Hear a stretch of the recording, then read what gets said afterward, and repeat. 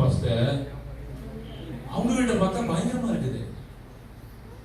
AC ஹால்ல AC, ரூம்ல AC, எல்லாமே இருக்குது. நாங்க ரொம்ப பாடுகள் இருக்கோம் பாஸ்டர். பாடு இருக்கீங்களா? ஆண்டு சொன்ன பாடுலப்பா போய் சொல்லுது, நான் ஒருவனுக்கு கடனாளி இல்ல. ஆமென்.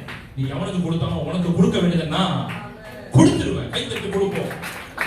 அதனால ஊழியத்துக்கு கொடுக்கும்போது ஐயோ உள்ள போதே, ஐயோ ரொம்ப கொடுத்துட்டுமே, ஐயோ ரொம்ப நாள் கொடுத்துட்டுமே என்ற எண்ணம் நமக்கு வரவே கூடாது. ஆமென். கர்த்தருக்கு ஒரு கிருபை கேளுங்க, சாகரதையும் கொடுக்கணும் ஆண்டவரே. ஒரு அம்மா இறந்துட்டாங்க பிரியமானவர்களே, இது ஒரு ஓப்பனிங் வசனமா சொல்றேன். ஒரு அம்மா இறந்துட்டாங்க, 1ஆம் தேதி தசமபாகம் எடுத்து வச்சுட்டாங்களாம். அவங்களுக்கு பாடியில ஃபீல் பண்ணிருக்குது இறக்க போறோம் அப்படின்னு.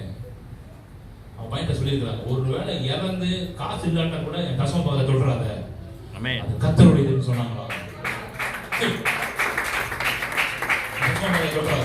அது என்னுடையது இல்ல, கர்த்தருடையது. அதே மாதிரி இறந்தாங்கன்னா பணப்பரிசை வந்துச்சா, அந்த பாஸ்டர் என்கரேஜ் பண்ணி சாட்சி சொன்னாராம், எங்க அம்மா ஒரு நாள் கூட தசமபாகம் கொடுத்தத மிஸ் பண்ணல. ஆனா அவங்களுடைய அடக்க ஆராதனை கர்த்தர் அற்புதமா நடத்தினாரு. ஆமென். நோய் இல்லாம நடத்தினாரு. அவங்க பிள்ளைகளுக்கு ஒரு வியாதி இல்லையா, அவங்க ஒரு கஷ்டம் இல்லை. எதுவுமே ஆமென் சொல்றீங்க. நீங்க நினைப்பீங்க இவர் எடுத்துட்டு போதாரு, யார் வேணா எடுத்துட்டு போடுங்க. கொடுத்தவர் விதைக்கிற இடம் கர்த்தருடைய இடம். ஆமென். சோ அதனால சபையை இந்த தெளிவுக்குள்ள ஆரம்பம் எனக்கு புரியாது. ஆரம்பம் நானும் குறை பேசின ஆள் தான். நானும் தசமபாகம் கொடுத்த ஒரு ஆள் தான். ஆரம்பத்தில் விசுவாசியா இருக்கும்போது கொடுக்கறது 200, பேசுறது 150 பேச்சு.